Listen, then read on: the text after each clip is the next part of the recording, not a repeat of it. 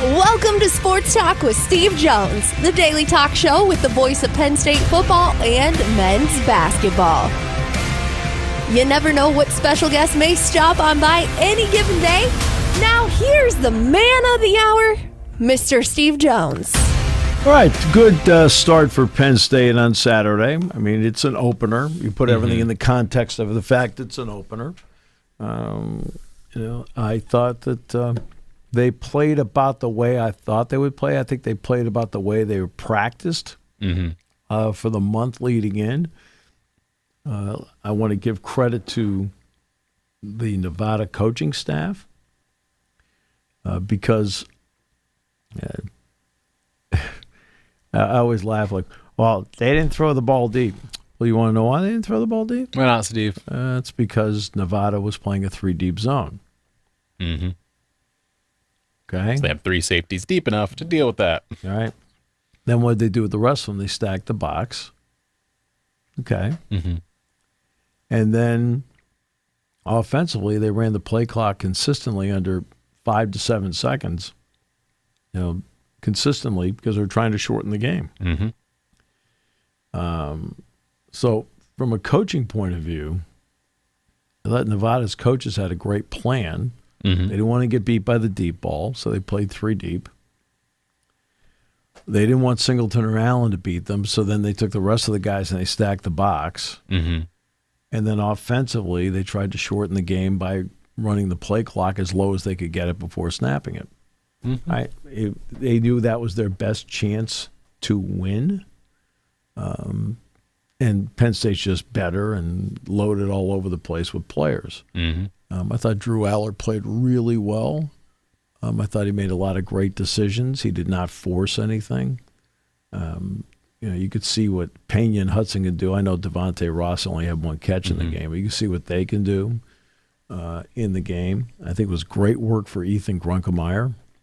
Not just good work, but great work for him. It was great to see Cam Wallace come back. I mean, you think about how he got hurt on that field 10 months ago, and now to see him out there hurdling somebody was just phenomenal to see. It was great to see King Mack get that 73-yard kickoff return because that's another guy they mix in.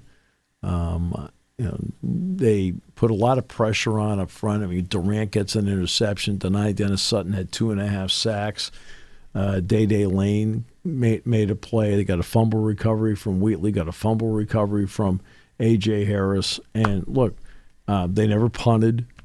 And this will be a good and a bad thing. The good thing is Ryan Barker was 4 for 4 in field goals. Mm-hmm. The bad thing is they had to kick 4 field goals. You'd like to see those drives end in touchdowns.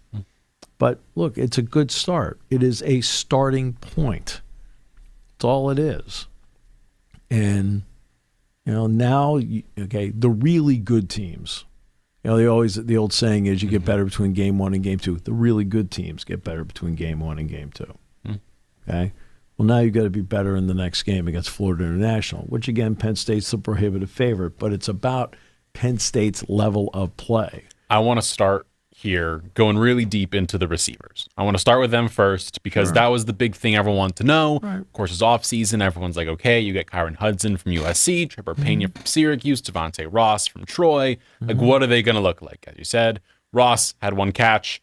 For all intents and purposes, seems like he may have been a little banged up going into the season. So we're going to chill on him. He played well. He played, and he played well. Okay, I mean, Ross played. I mean, he played. You talked to the nervous people in June. Like, I heard a rumor. Like, of course, and it's like he played. He played. Okay, guess what? He's only 1 ball.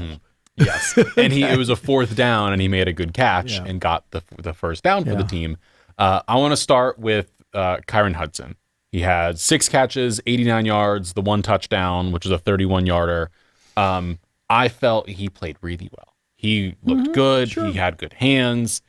The player I was impressed most by, though, was Trevor Pena. Pena made some great catches. Yeah. There was 1 punt return, which he returned for maybe 7 or 8 yards. And people had been asking me, because I went to Syracuse, and he went to Syracuse, and I saw him play for 2 years. Like, what is he like? And I was like, well, I mainly saw him as a returner. That was when I was in college, and he was a returner at that point. Yep. And, like, this dude is really good at what he does. He is shifty, crafty, can make good moves, and can do them quickly, on the spot, and make men miss. And that's what he did. He got the ball, immediately puts a spin move on someone, gets another move, gets 8 yards off of it. And it was like, that's what Penn State's getting. And now, from all intents and purposes, for what I've been told, apparently Chuck Losey worked with him a lot on his strength, his speed, his agility, all these things in the offseason, and has made him better. Yeah. And you could see it where he got open on routes. He made men miss. He had great hands. He made great plays, just good everything across the board.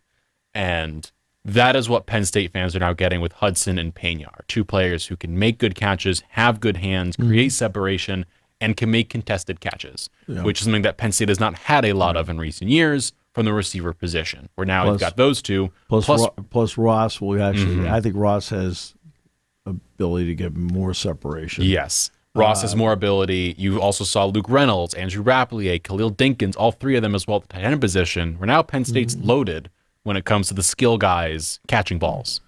Yeah, again, there's so much on this team where I think the referendum for them is going to be the Oregon game. Like, can you make catches in the Oregon game? Can you make plays in the Oregon game? But you take it one step at a time. They can only play Florida International this week.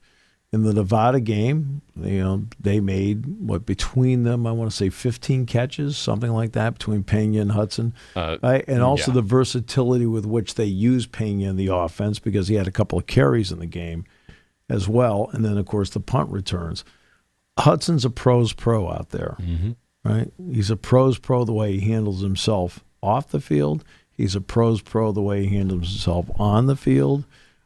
He gets himself open. He finds spots. He and Drew are very much on the same page. That really helps. And that's just a really good start for, Pena, a really good start for Hudson. And, that's what you're hoping to see. You can't go through a Notre Dame game like you did in the playoff. I mean, you lose the Notre Dame game by 3 points on a field goal with 35 seconds to go and had no catches from your wide receivers. And this goes back to what I talk about all the time. When you hire a new offensive coordinator, what do I want? I want one more score each half. When I hire a new defensive coordinator, what do I want? I'd like to see one more stop each half. Okay? Well, you think about that game. You get one more score, you win. You get one more stop, you win. And you can't go through a game. And Notre Dame has last year had an excellent secondary, So let's not pretend, but you can't go through a big game like that and not have, and get shut out in a game like that. When you look at Notre Dame in that game, Penn State has an excellent secondary, but Greathouse had an excellent game. The other guys didn't, but Greathouse did. And the irony is, you look at the game the other night with C.J. Carr. I don't think Greathouse had a catch in that game. Right? They went other places. Right? I mean, C.J. Carr went other places, but you also had an inexperienced quarterback making his first career start.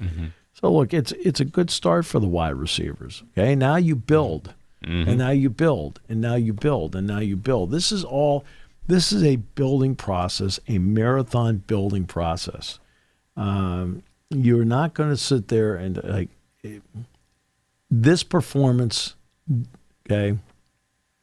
doesn't work against Oregon. You must be 3 games better of performances before you play them. Just like Oregon's performance against Montana State is not going to work against Penn State. No. It's not. But when you have no preseason games, you have to come out of the gate with something. Now they have video to look at. I think this was invaluable for Jim Knowles. I talked about this going in, so this is not a surprise. Over and over and over again, I've been saying it like a broken record now for 2 weeks, that for Jim Knowles, he has to see in practical application how things are fitting with his personnel as to what they know and maybe some things they aren't comfortable with. Right? Well, a game like that helped him. This game this week will help him. Right? Andy's got a pretty good feel, because it's his second year, as to the people he has.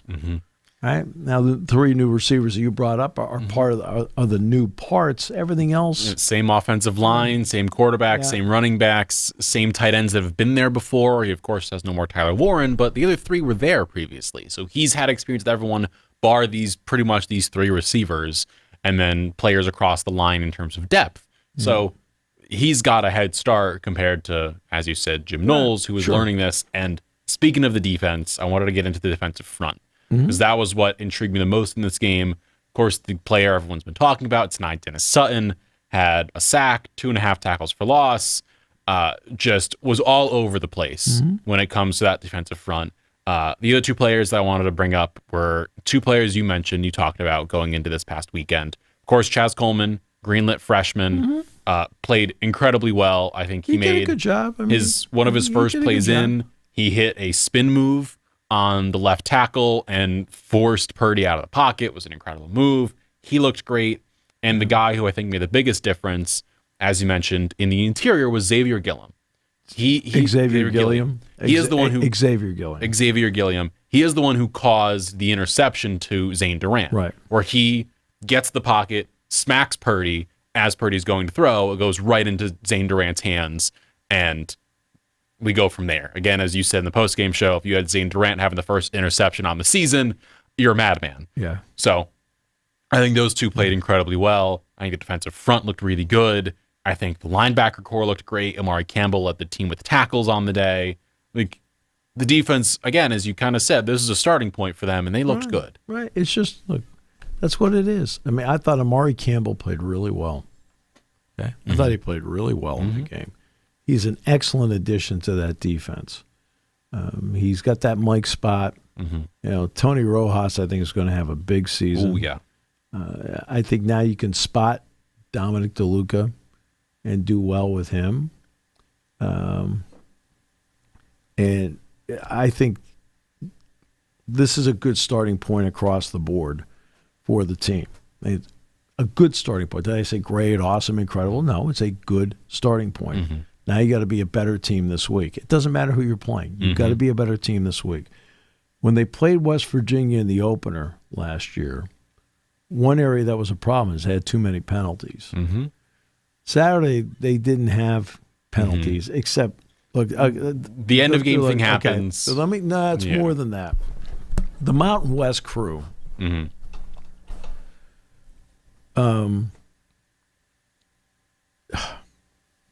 When you can't even get the coin toss right, you've got a problem. Right? Penn State won the toss, and Jack and I looked at each other like, what do you mean Penn State's taking the ball? James doesn't want to take the ball. I mean, we looked at each other like, what? And you saw Allen and Singleton jog back and set up, and all of a sudden, we're like, well, I guess he wants to put points on the board first. I mean, we're just baffled by it. Well, that's not what they did. They did defer. All right? And then you can't even get the coin toss right. Okay? The pass interference call, the holding penalty on Drew Shelton was just a bad call. That's just a bad call. Okay? The pass interference play on Dinkins, it's not a catchable ball. Yeah, it's not even a catchable ball. It's okay, that's a gift from the gods. The holding penalty on Shelton was just a bad call. And then at the end, what James is mad about, right? They're holding them. No, they're holding them. And then finally they call them delay a game. You're the one holding them. No offense, they're bad crew. There's only one penalty that was legitimate, which was the offsides by denied Dennis Sutton. Right. That's pretty much it. Right. And that one, he was 5 yards behind the line. Again, you don't want to have any pre-snap penalties. You don't want any post-possession penalties. They had no post-possession penalties in the game. Okay? They had one pre-snap penalty. That was it. So that's good.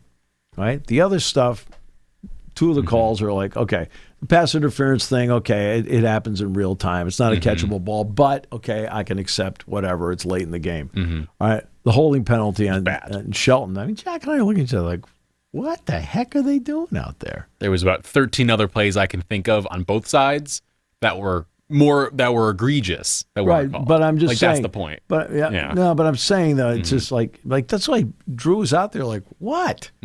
Right? And we watched the replay like, oh, man.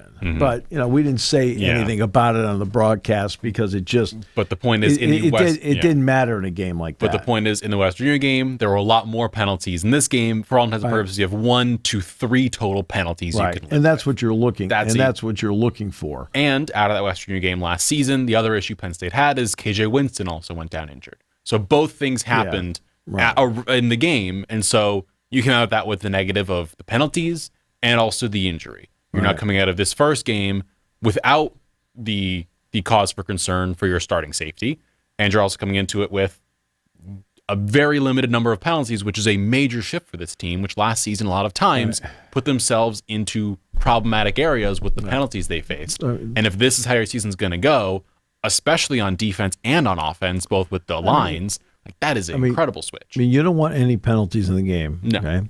To me, the ideal number, because something's going to be called somewhere, is 3 to 4. Okay, if you can keep it at 3, that's pretty good.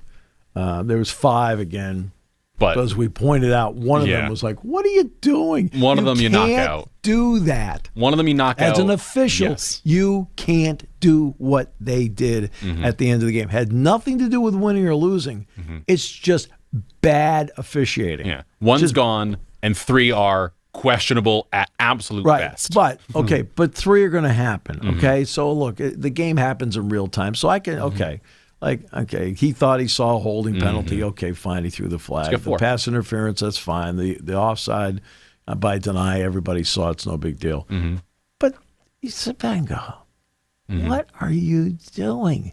I mean, because they're all standing there, and Jack and I are like talking about it. I don't understand why they're standing there, right? And then they threw the flag. Like, you're the one holding them for what? And like James went berserk, and he should have. It's just bad. So that is how Game 1 wrapped up for Penn State. Oh, for all intents and purposes, again, a starting point following Week 1. It's a good start. A good start. And now we make our way into the rest of the college football slate. So going through all of the Saturday games, just rapid fire through some of them, the ones that we're going to kind of blow past a little bit. Georgia beat Marshall 45-7.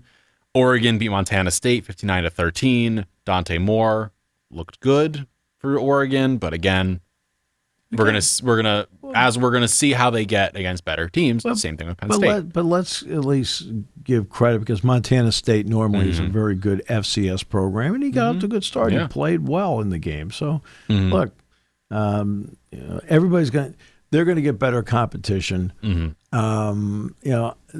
Look, the high-profile games are the ones we're going to talk about here. So let's talk about Ohio State, Texas first. Yeah. Okay. Did I expect it to be a low-scoring game? Yeah, I said on the show last week, it's going to be a low-scoring game. Why? 2 first-time quarterbacks. I mean, Arch Manning has never completed a pass on the road until this game, and Julian Sayin had not played. Okay. So you're expected to keep the game close to the vest. You can't get too daring. And the question to me going into the game is which coach was going to blink first on his quarterback. And it was Steve Sarkisian. And I don't get it. He went for it on 4th down 5 times and got 1. Why? Okay? Your defense is playing well, except for the one breakdown on the play to Tate. Even then, he still made a great catch. Right. Tate made a terrific play. Sam made a nice throw, too, in the play. But what are you doing? What are you trying to force the issue? Play the chess game. I don't give a darn what analytics says. I don't care anymore, right, what analytics says. I am a believer in going forward on 4th down. Right time, right place, right moment, right position on the field. Okay? Right? So, yeah, do I believe in going forward on 4th down? Yes. Okay? But going forward on 4th down involves time, score, situation, and how the game's playing out. This was a game the way it was playing out where I needed to play a little chess here on the board, give them a long field because they're not running up and down the field against you. Your defense is playing well. You've let up at that point. The fourth quarter, they were evens. There's only one other score in the entire game. It's not like you're chasing the game. Right. Not like you're trying to catch up. trying to have to force the issue. Like, you are in this game for its entirety. And I mean, again, okay, I'm all for going for it on fourth down, but it's based on time, score, situation. Okay, where's the ball? How far to go? Hey, I'm fine with it. Okay. Well, in this game, all those things added up to, hey, let's punt the ball here. Okay, my defense is playing great. Maybe we can get a takeaway. We'll make them punt. We'll get some field position. We'll start over again. Something like that. He didn't do it. He went for it. Okay. I know he's showing a lot of confidence in Arch Manning. I've got it. Have I ever said he's the greatest thing since sliced bread? No. Am I going to sit here and criticize him? No. He's the first time he's ever started a game on the road. I get it. He's a human. It's okay. Yeah. Right? He'll have better days. You can see he's a very talented kid, very talented player, a smart player. Right? But I don't feel like his coaches put him in the best position to do something. And at the same time, he didn't have the greatest day either to help the decisions that they made along the way. It's also obvious, if you watched him last year, he's not an inside runner. He is an outside runner. They kept going inside with him. It's like, okay. And Ohio State stuck with its plan all day. Ryan Day, to his credit, never deviated what he was doing. You know, sometimes if you're an offensive guy like Ryan Day is an offensive guy, right? It's great some days to check your ego in at the door and say, hey, look, this is the best way to win today. Hey, we'll punt. We'll play defense. We'll take our chances when we get the opportunity. Steve Sarkisian tried to force it too much, right? And he tried to force it too much with Arch Manning, and he tried to force it too much by going for it on fourth down. And that's, you know, of those fourth downs, I think 3 of them I probably would have punted. Right? Again, I'm all for going for it on fourth down. So please don't sit back and say, oh, the dinosaur always wants to punt. He's Vince Lombardi. No. I'm all for it, but it's got to be right time, right place, right situation, right spot on the field, right? Okay. What's the time? What's the score? How's the game playing out? Right? And I felt like they didn't take some of those factors into account. So it was a game. We, of course, going through other games before we get to the other big one. Syracuse lost Tennessee 45-26. To be honest with you, the game wasn't close. The game wasn't close. I also want to say, can we stop playing these neutral site-y games? Like, the part of the magic of having these games in like Ohio State against Texas is like we get to see the crowds factor into games. And it wasn't a crowd in Georgia. I had friends at the game who said it was just people watching some sport. Right. I agree with you. So dumb.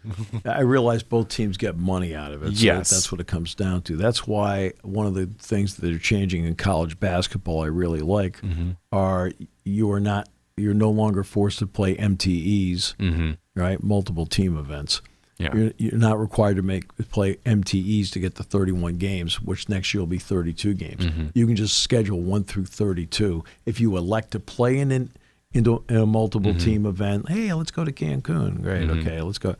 Right? You know, because it's easier for you to schedule, fine. If you want to just schedule, in Penn State's case, 12 non-conference games and just schedule 1 through 12, great, you can do that.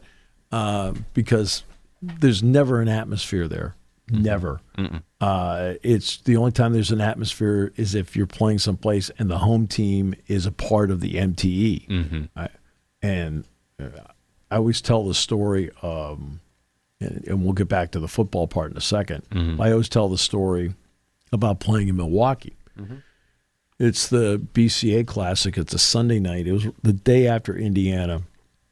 The Penn State had the goal line stand against Indiana.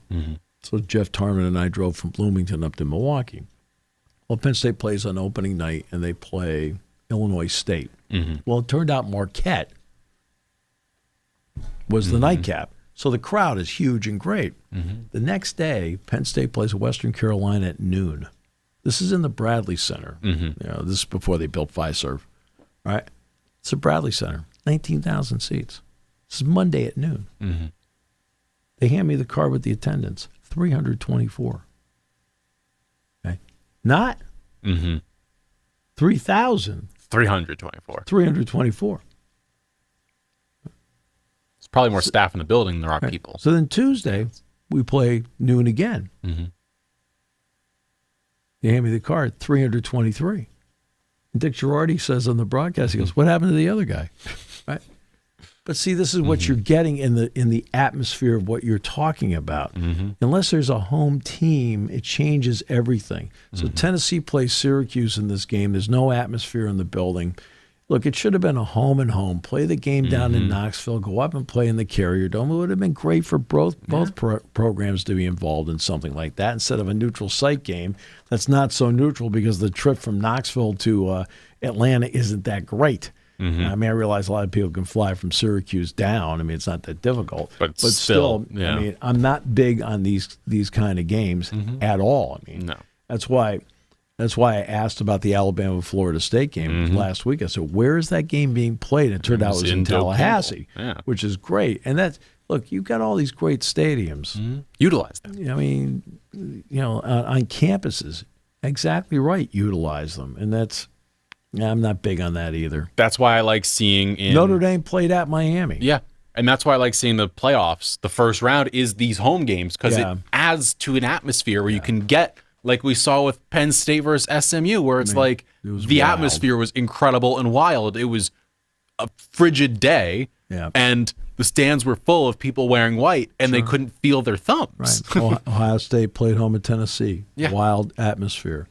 Texas played at home with Clemson. Wild atmosphere. Yes. So it's Notre Dame at home played Indiana. Sterile. No, I'm just kidding. Wild atmosphere. Let's get to the Doak Campbell. The Doak Campbell matchup, Florida State, Alabama. I'm trying to figure out whether Florida State won the game or Alabama lost the game. That's where I am stuck because I do not know. I saw people saying Florida State dominated. And I will say this. Florida State's running game, obviously they won the line of scrimmage. Their running game was terrific in the game. 49 carries, 230 yards for them on the day. Right. Now, Castellanos can run. I mean, all this stuff about what he said in the offseason. I mean, look, he played well enough. I mean, no offense, but nobody in the NFL is drafting him based on that performance. No. He played well enough. He gives them some presence in the running game. They did get some big chunk plays in the pass game. Ty Simpson did not play well for Alabama. The Alabama defense did not play well because you can't, you can't go in and give up over 200 yards rushing and feel like you played great defense. You didn't play great defense. I mean, Penn State played Oregon in the Big Ten championship game, had 230-something yards rushing in the game. You're going to tell me Oregon's defense played well? Yeah. No. I believe Ryan Williams went out injured, I think, because he got his targeting penalty. He was hurt. So he got knocked out of the game for Alabama. But as you mentioned, it was Alabama Alabama didn't have their best game.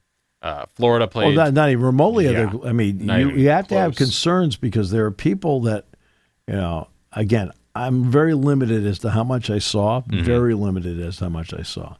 But there are people who I know watched the game and felt that Alabama did not look quick. That they didn't look quick. And that's a concern. Alabama, again, has no wiggle room in the SEC. The wiggle room now comes that Texas lost. That helps, but you also have got Georgia, who's now sitting here. Yeah, that is totally fine. That's the issue. Let's take Clemson. Clemson plays LSU. They lose at home, right? But that's not a devastating loss for Clemson because Clemson still has the ACC in its back pocket. Now, Florida State may be a factor in that. We'll see. But even Clemson so, you still have a chance. Clemson still has the ability to get the automatic bid. Because it was a non-conference loss. Sure, does it knock them back in the polls a little bit, which don't mean anything at this time of the year? They mean nothing. But, see, they had the luxury of that. I felt like going into the game, as I said on Friday, that it was a bigger game for LSU because they need to rack up non-conference wins because the pathway through the SEC is not an easy one. Yeah. Okay? Simple as that. I think the loss for Texas, I think for Ohio State and Texas, that was a big game on both sides because you'd like to have that game in your back pocket in case you run into something late. Because we could all guess how seasons are going to play out. Everybody guessed that Alabama was going to run Florida State out. Well, I guess you guessed wrong on that one. And then Miami and Notre Dame, I thought that I'm not quite sure why Mike Denbrock coached the game he did for Notre Dame offensively. They averaged 4 yards per attempt in the first half. You've got Love and you have Price in your running game. Why not take the pressure off of your quarterback and run the football? Yet they didn't want to run the football. They wanted to throw a lot of the short stuff, ding, ding, ding, ding. I was like, I'm watching the game thinking, I don't understand what I'm seeing here. You've got Love and you have Price. It's okay to run the ball and take some pressure off your first-time starting quarterback. It is. Yet they seem to be bound and determined that they were just going to keep throwing the ball, keep throwing it.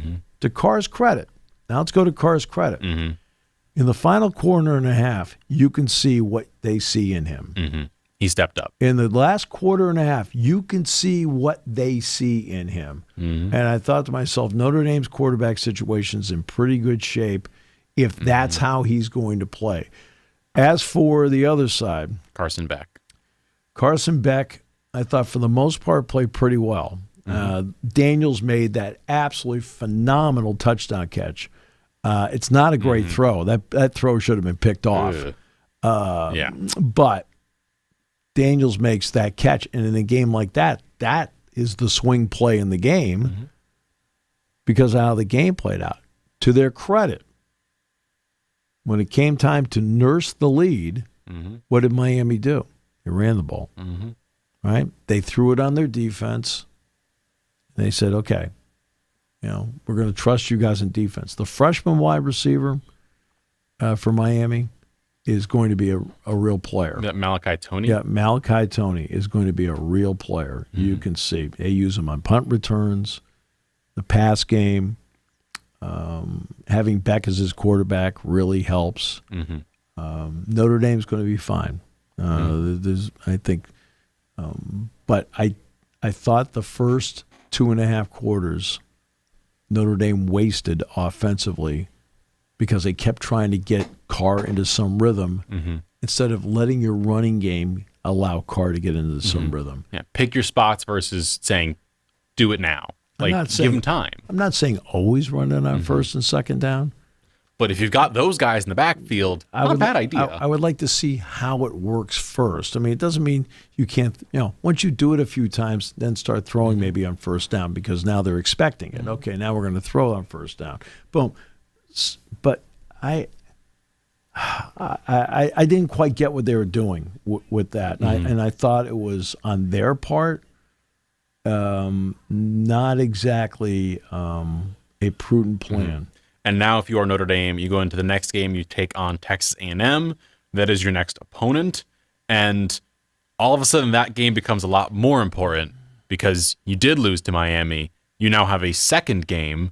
And if you lose that one, like the next best team on your schedule is either Boise State or Syracuse. Yeah, I don't know about that. Well, okay, Notre Dame. Again, let's go back through what I think are the general rules for the college football playoff. No losses, bye. 1 loss, in. 2 losses, opinions. Okay? What's your schedule look like? Who'd you play? Where'd you play them? And the rule of thumb is... And I mean, so 3 losses? That's when you're 3 losses, now you're But the point is... You want to give yourself, are now fighting to get in. I mean, it's a real fight to get in, and it's going to depend on how many other 3-loss teams there are and how many 2-loss teams there are. And you can, the rule of thumb generally is you want to give yourself as much wiggle room as possible. If you lose to A&M, all of a sudden your wiggle room is gone. Right. Because you can't have a game like last year where you lose to Northern Illinois unexpectedly, and it puts your season in jeopardy. Well, it all of a sudden makes it way more difficult for you. Let me put it this way. The Northern Illinois game Mm-hmm. was equal to 2 losses. Mm-hmm. Because if they had lost another game, they would have been a 2-loss team on the outside looking in because of that loss. But that's the point, is you want to give yourself the wiggle room you need to, if something goes wrong in a game against, let's say, a Boise State or a Syracuse, you can, like, okay, like, it went wrong, but we can still say survive. Notre Dame loses this week to Texas A&M. I think the game's in South Bend. Yeah. Right. Say they lose this week. Mm-hmm. They can still run off the next 10 games and they'll get in. Mm-hmm. Not because they're Notre Dame or anything But because like that's just who they are. Okay? Because your losses would be at Miami and to Texas A&M. Okay? That, okay, you sit back and go, okay, I get it. Right? Then you run off 10 straight. Right? You don't have a championship game to worry about. But you'd still be fine. Because in the opinion pool, hey, I haven't lost since September 6th. Geez, the 2 losses were at Miami. And, in other words, more acceptable in the mind of the committee. And that's where they are. I just thought that Miami played a good all-around game. I thought Mario Cristobal has, late in games, has never had the greatest reputation. And I thought late in this game, I felt like Miami coached it really well. I thought they were smart about how they went about it. The irony is Penn State's playing Florida International this week. It was Mario Cristobal's first ever game as a head coach.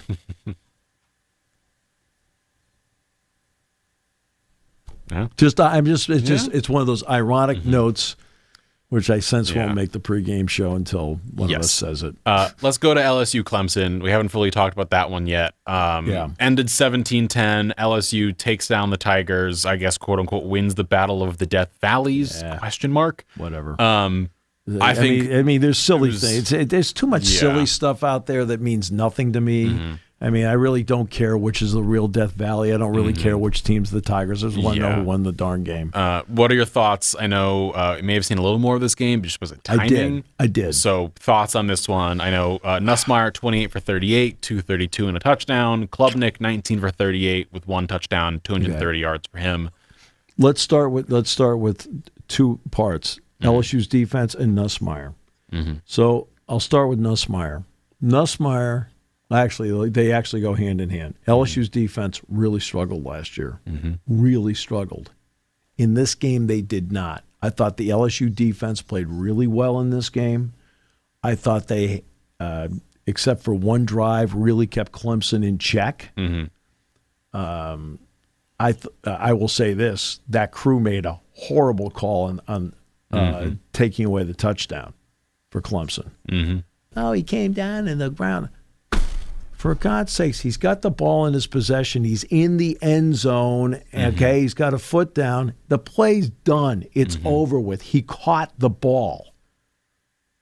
I'm kind of getting sick of stuff like this. Okay, where you sit there and go, "What the hell?" He caught. Okay, if a guy goes into the end zone, right, and then has the ball stripped out, it's still a touchdown because it crossed the plane. He caught the ball. He went down. What? We got to now wait until he rolls over? Stop it with all this ridiculous stuff. Now they got ripped off on that play, but in general, the LSU defense played a lot better Saturday night than they did last season, which in turn helped how Nussmeier played, because Nussmeier, because of the defense last year, had a tendency to force plays, especially in the fourth quarter, because he was trying to make up for his defense. Well, in this game, the defense for LSU played well and allowed Nussmeier to play smart and not force it. And thus he stayed away from the big mistake in the game. Klubnik did okay. He ran all right. He ran pretty well. He threw the ball decently. But again, that call in the end zone, I'm sick and tired of watching this stuff. Right? Everybody knows it's a damn catch. Everybody knows except the replay guys. What are you doing? Okay? Call it a touchdown. Move on. He caught the ball. It's a nice catch, right? Okay, he's out of bounds. Yeah. He caught the ball in bounds, had his foot down, had possession of it. After that, I don't care what happened.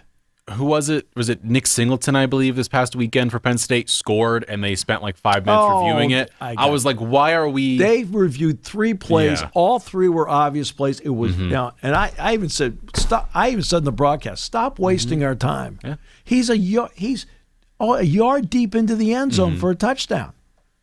Right? I know Brad said, talking to Brad Nessler, he said, what the hell was I said? I don't look at me. The Katron Allen thing. Okay?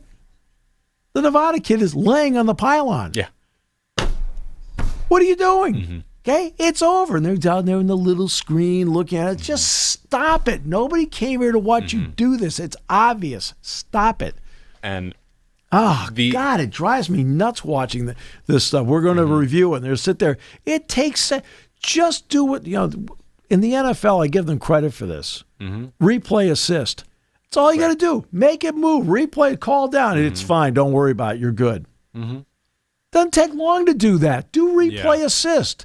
Because nobody wants to watch this stuff. Also, it's got to be faster. And this is where... That's what I mean. There should be a time... Unless you were looking, like, at a certain point, if you're trying to figure out, like, some weird ruling, it's got to be quick. Because this is now taking place, and this is a sports thing as a whole. It's taking place here in football. Yes. I know, as a soccer fan, there was something happened. A player won the ball, Fulham win the ball, they're going forward, a player does a skill move. Yeah. He is not looking where he is. He plants his foot, happens to be on a player's foot. He keeps going, ref doesn't call a foul, goes the entire way, Fulham score. 5 minutes of reviews later, they pull it back, say he fouled him. And it's like, no, he didn't foul him. He was doing a skill. Right. He already had the ball. He had to put his foot somewhere, and the player put his foot below his. So it's not a foul. Exactly. And then in another game, there are... Manchester United is playing. One of their players gets shoved in the back. Like, 2 hands are like this. The player is like this, standing here. Jumps up, heads the ball for whatever team it was, heads it in the goal. It's a good goal, but it's called back. They say he pushed him. Okay. Probably not a push, but whatever. They called it. You can live with that at least. Yeah. Then the other end... A Manchester United player does the exact same thing, but fully extends and shoves him, jumps up, heads it, and they say, goal, no issue, no shove, no nothing. And it's like, well, if you're going to call one, you got to call the other. And if you're going to spend 5 minutes on one, you better spend 5 minutes on the other. And we're getting it everywhere with every sport, where it's just like the reviews that they get wrong take 7 minutes to get wrong. The NFL is using replay assist. College football should be using replay assist. The Singleton play... You could see live he's in the end zone. I didn't mince words. I said touchdown, capped a whatever, was a 13-play, 69-yard drive. I said they looked very, very sharp. Right? And all of a sudden, like, they're going to review it. Everyone's like, what? Review what? Yeah. Right?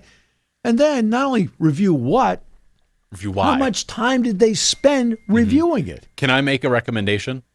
I don't know what the time limit is. There should be like a 2-minute maximum for review. If you were reviewing something and you cannot in 2 minutes, Kyle, use replay assist. I know, but that's my point. Is use replay assist. The limit should be 45 seconds. Okay. If you can't see it in 45 seconds, we're done. We'll give them a minute for kindness of getting 45 seconds. Okay. 45 seconds. I'm sick of wasting everybody's time. Right? Okay. The Allen play. Replay assist. The guy is the Nevada player, just by happenstance, is laying on the pylon. You're going to tell me you know where the ball is? Hey, come on. They could have said, based on replay assist, it's a touchdown. Singleton, based on replay assist, it's a touchdown. Everybody in the stadium would have been great. Yeah. Okay? Good. Right? Yeah. If you really need to break one down because it's that close and it's critical in the outcome of the game, right? Whatever. Okay, this catch thing, right? If you're going to start doing the same thing the NFL does, right? Oh, did he complete the catch all the way across? Stop it. It's obvious he caught the ball, okay? He caught it in the end zone for Clemson. He got a foot down, okay? How much more do you want him to do? Is he juggling? If he's not juggling the ball, it's a touchdown, okay? Yes. It's just, there are too many absurdities right now. And they're falling back. Again, this goes back to the Mountain West guys did not do a good job on Saturday, right? And they were insecure about what they were doing out there. That's why they didn't call it a touchdown. How can you not call it a touchdown on the Singleton play? Well, they want to take a look at it. And like, Brad, I talked to Brad's like, what the hell? I said, I don't know. I said, don't know what this was at halftime. Like, what are they doing out there? I said, no idea. This now takes us into week 2. We'll discuss last night's game in a moment. Takes us into week 2, the matchups to watch for, all top 25 games. On Friday, Boise State has Eastern Washington. But you see what I'm saying about unranked. Yes, I agree. Look, you have the ability to have replay assists. There are replay guys sitting up there in the booth. Just call down. Don't bring out this stupid rinky-dink little screen, right? I made fun of it. I said, is that a 60-inch monitor he's looking at there? I said, no, not quite. Like this, and go, I think I see it. Yeah. Really? You think you see it, huh? You don't, okay?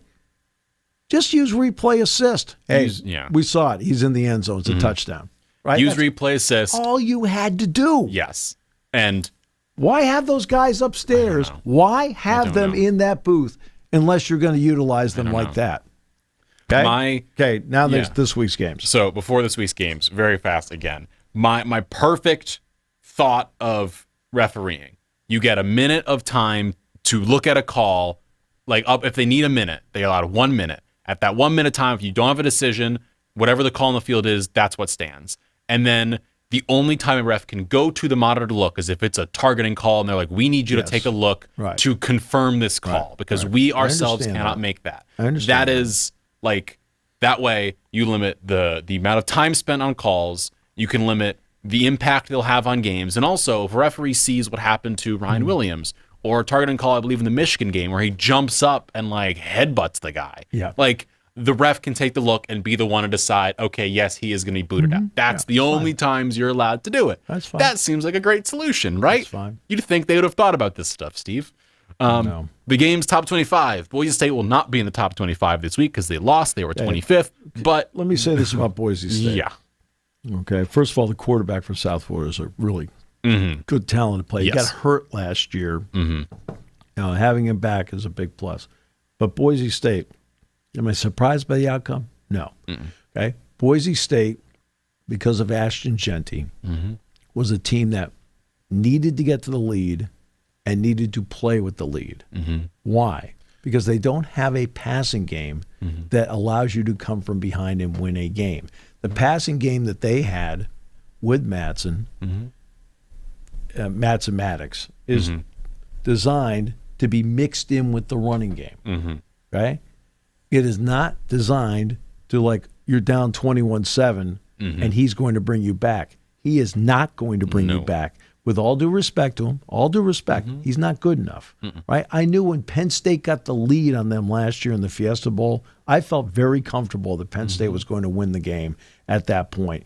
After Warren caught the touchdown pass in the back of the end zone, right, in the third quarter, I thought Penn State was in great shape because they had Genty under control. He doesn't throw the ball well enough for them to come back. Then Singleton put the game away with the long run, and you knew at that point they were finished. In fact, they were just trying to get Genty to 100 yards. Yeah. Right? That's Boise State's problem. Boise State not having what a legitimately great college running back. I mean, Genty's a legitimately great college running back. I think he's going to be a really good pro.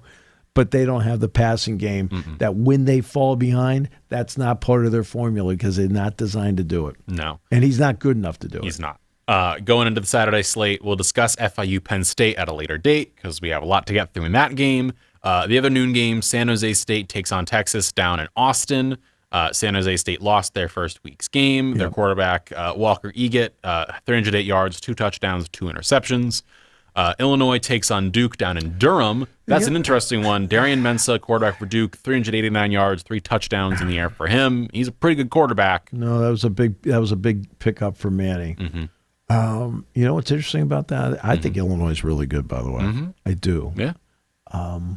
But they're only like a 1.5 favorite or something like that. They are, as we sit right now, they're a 2.5 point favorite. Right. So they're favored by less than a field goal. Okay. But that's... I mean, I know the game's on the road, but I'm surprised it wasn't like 6 or 7. And I think Duke is good, but I think Illinois is better.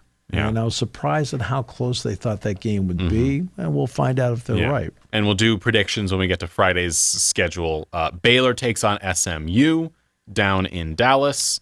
Baylor's coming up that loss to Auburn. That's a big game for them to play. Kennesaw State takes on Indiana in Bloomington. Mendoza in Indiana had a decent game. They won. That's fine. They get Kennesaw State. They're the prohibitive favorite. The next slate for, I believe this is where Big Noon is going to be in Ames for Iowa State. Yeah, it's the Cyhawk game. Rocco Becht had 461 yards, 5 touchdowns for Iowa State last week. They're, of course, now 2-0 on the season. Then the other noon games, Kent State takes on Texas Tech. Tech should win. Kent State broke their winless streak. They won. 12:45, Utah State, Texas A&M. We have Grambling taking on Ohio State. Troy takes on Clemson. Austin Peay takes on Georgia. Oklahoma State takes on Oregon.